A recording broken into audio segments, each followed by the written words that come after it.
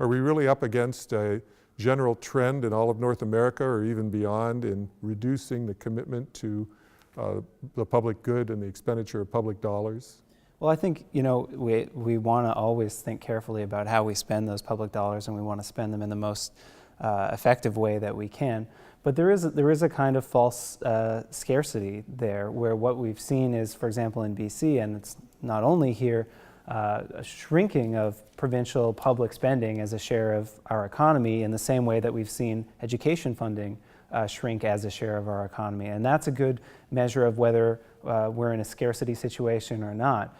And in fact, if we maintain our public spending at a level that we saw 15 years ago, we'd have a lot more to work with if we have priorities that we'd like to invest in. And I think we do. I think, certainly in the public discourse, just about everybody recognizes the importance of investing in education, but often we hear that that may not be possible because of the dollars aren't there. But we should keep in mind that we've actually shrunk that public sphere. It's not as big as it was.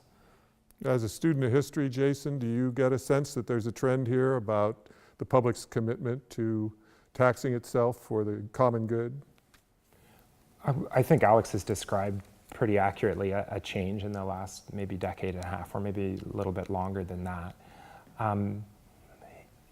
There's also, though, a sense, I would also speak to a sense that public spending has to be effective, and there are ways in which BC's education spending is ineffective.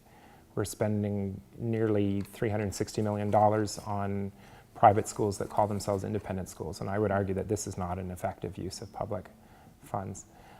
But we're also keeping open schools in districts that have declining enrollment.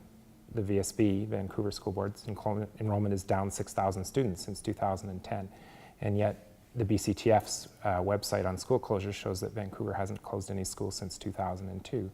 It doesn't make a lot of sense to me either to keep classrooms open, which is costly when we're talking about effective spending. So those are two areas in which I think some improvements need to be made. It's interesting to me because when you broaden the lens a little bit, it's actually quite strange to imagine that enrollment has declined the way it has in Vancouver. Since people are clamoring to live here, the housing price has increased incredibly. If we were also addressing social priorities like having affordable housing in the city, we wouldn't see this declining enrollment situation. So there's these intersections of these social problems, and I wonder. Province-wide, we've seen this decline in enrollment, but we're headed back up again. It's expected to grow by 40,000 by 2024.